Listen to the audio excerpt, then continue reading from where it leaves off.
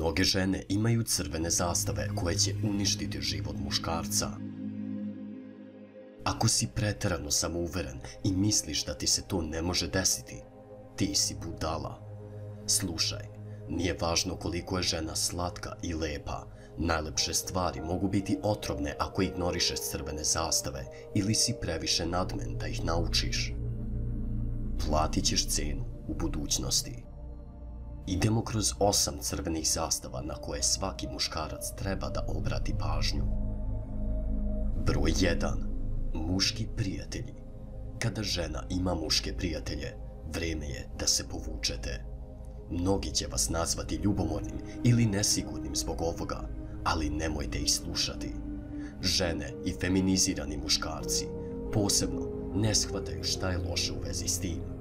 Razlog je taj što mnogi od njih ne razumeju dinamiku muškarca i žena ili se prave da je ne razumeju. To je zaista patetično. U svako drugo vreme u istoriji nikada ne biste dopustili svojoj ženi da bude prijateljica s čoporom muškaraca. Možete li zamisliti ostavljanje svoje žene s njenim takozvanim muškim prijateljima punim testosterona? To se događa samo u savremenom svetu gdje ljudi pretenduju da seksualna napetost ne postoji. Oni se pretvaraju da muška i ženska priroda nisu stvar. Postavite sebi ovo pitanje. Kakve su koristi od toga da bilo koji muškarac ima ženske prijatelje? Nema koristi.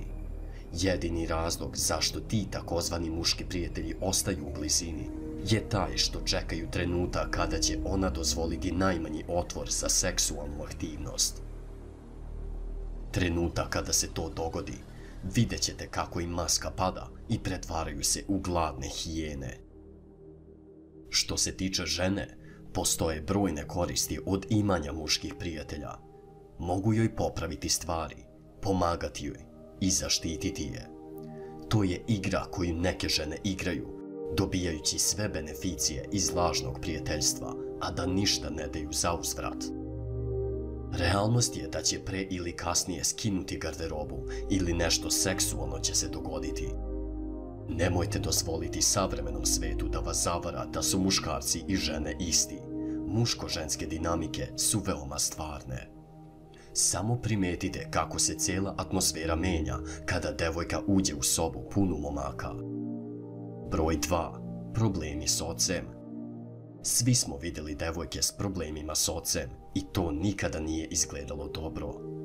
Kada devojka nema muški očinski uzor u svom životu, tražit će to u drugim muškarcima. Zato što ne zna kako izgleda ta muška ljubav, koristit će je momci koji je ne poštuju. Često ni sama sebe ne poštuje. Ima devojaka koje nemaju očinskog uzora i nisu krenule tim putem s drugim momcima.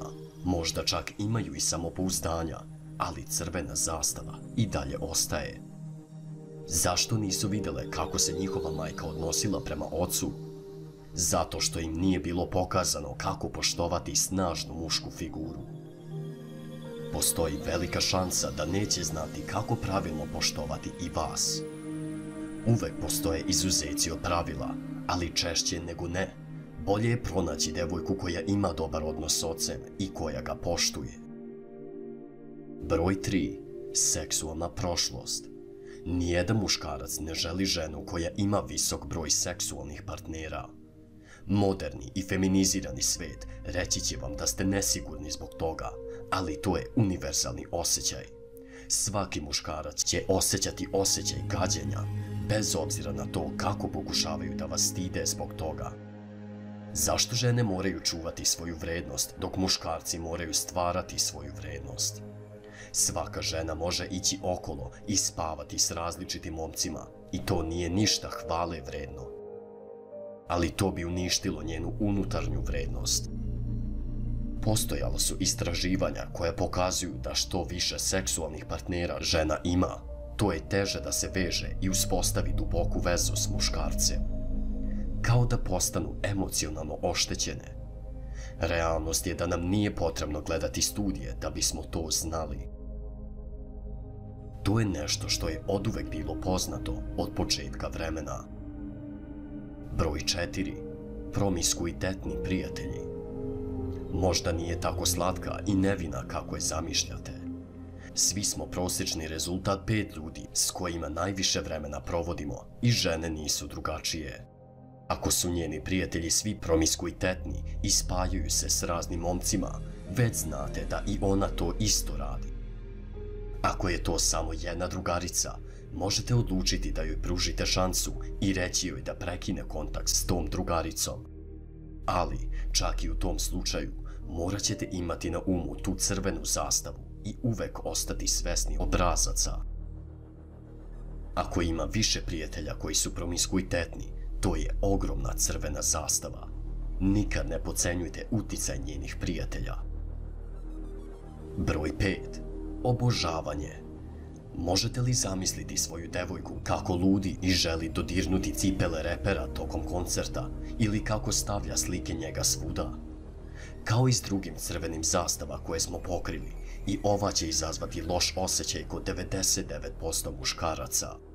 Taj osjećaj nije tamo bez razloga. To je zato što instinktivno znate da ona nije trebala obožavati drugog muškarca na taj način.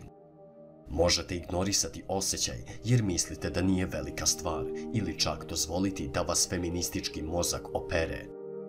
Ali činjenica ostaje da ona veruje da je drugi muškarac bolji od vas. Ako bi imala priliku da te ostavi i ima decu s njim, zaboravila bi te u trenu.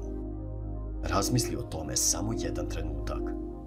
Trčala bi prema njemu punom brzinom samo da se slika s njim. Ako ti to ne govori da smatra ovog muškarca tvojim nadređenim, onda si slep čovek. Broj 6. Ismevanje. Većina muškaraca dozvoljava ženama da ih ismevaju i ne shvataju to dovoljno ozbiljno. Evo istine. Što više omogućite nepoštovanje, to će se češće dešavati. Ako se ona ruga tvojim ciljevima, to je već znak nepoštovanja. Moraš se pobrinuti da se to nikada više ne dogodi. Isto važi i za podizanje glasa, čak i malo, ili bacanje sitnih uvreda kad je ljuta. Ove stvari mogu delovati sitno, ali su velika crvena zastava i ako je ne iskoreniš što je ranije moguće, koštaće te u budućnosti. Broj 7. Centar pažnje. Ništa nije gore od žene koja stalno želi da je primete i gledaju drugi ljudi. Ako te stalno prekida ili je glasnije od tebe, to nije samo pokušaj da bude u centru pažnje, već i njen pokušaj da te omalovaži. To nije ženstveno. Ženstvena žena zna kako biti igrač takođe. Zna kako sedeti za volanom i slušati umjesto da neprestano priča i bude pod validacijom. Broj 8. Prljava. Mnoge lepe žene su lepe samo s površine. Hajde da te pitam, kako izgleda njena soba? Kako se brine o sebi? Da li si često čisti? Lepota spolja može zavarati, a iskreno, neke od najlepših žena mogu biti i najprljavije. Nikada ne zaboravi to. Usput, ako želiš da napreduješ u životu, ne zaboravi pokazati ljubav klikom na dugme za like i pretplatu. Do sljedećeg puta.